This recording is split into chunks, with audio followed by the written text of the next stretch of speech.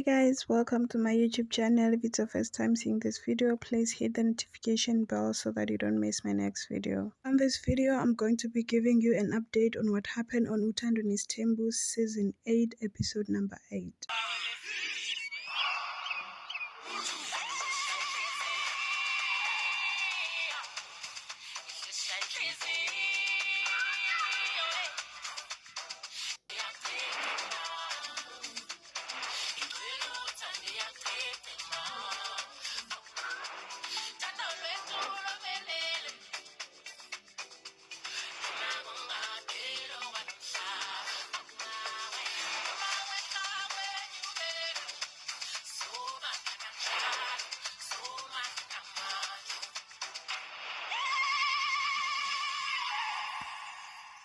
Season uSneh washo ukuthi yena ubaba wakhe akamthandi.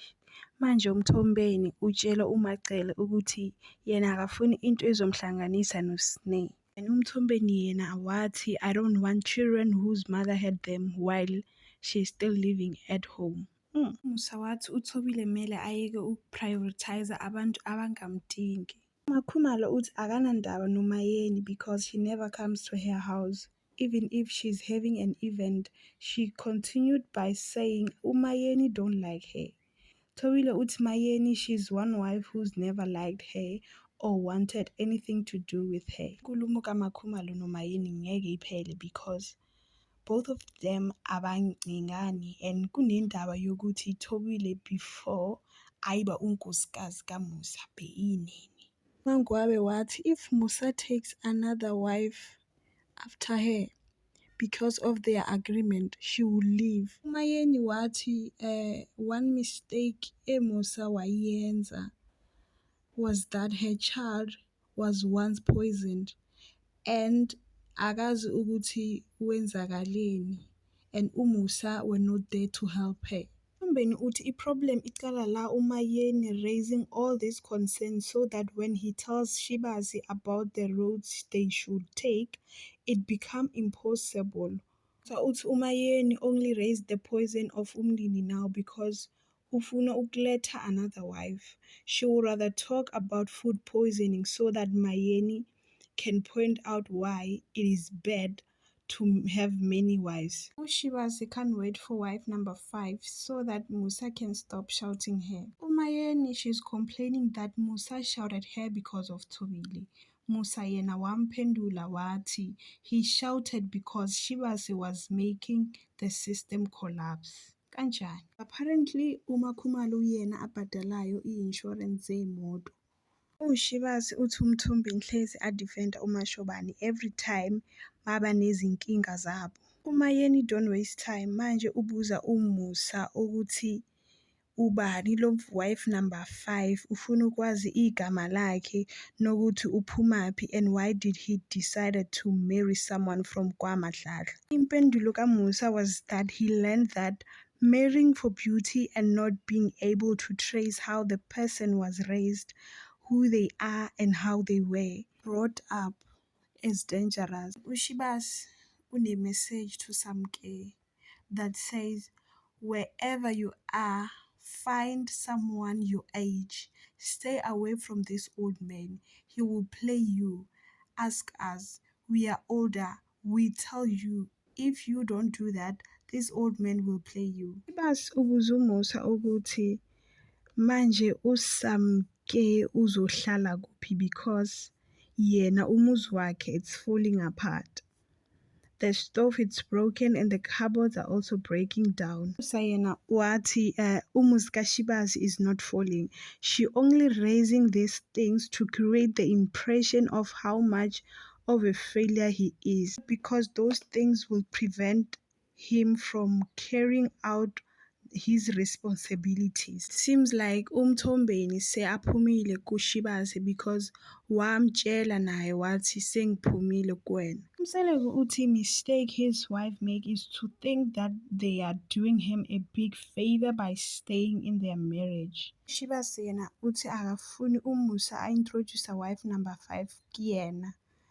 uNgaba uShibazi it's no longer part of the family. went to Mzumbe uzokhuluma noSneh. UMusa wabuza uSneh ukuthi uzazimisele ngokuzala yini. If she fall pregnant he will kick her out. Sneh yena uthi akacabangi uzokuzala futhi ziwanele ingane zakhe. Musa uyazithanda ingane zakhe. Angazi why uSneh yena acabanga or akhuluma ukuthi ubaba wakhe akamthandi, or maybe it's because how Msele treats her children. Uthi yena the way abona ngakhona this year she's a changed person and futhi uzoyenza intando kababa wakhe, uzomkhombisa ukuthi she's a good child. Mangwaba's facial expression iyasho ukuthi seyaphumile kulo mshado wakhe noMusa. UMthombeni can sense ukuthi uMangwabe uyahamba.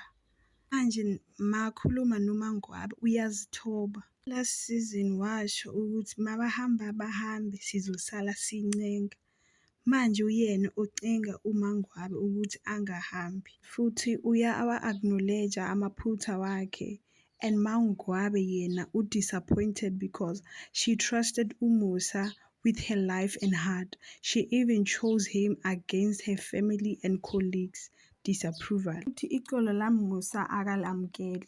Mangwabe akasenandaba noMusa nesithembu sakhe.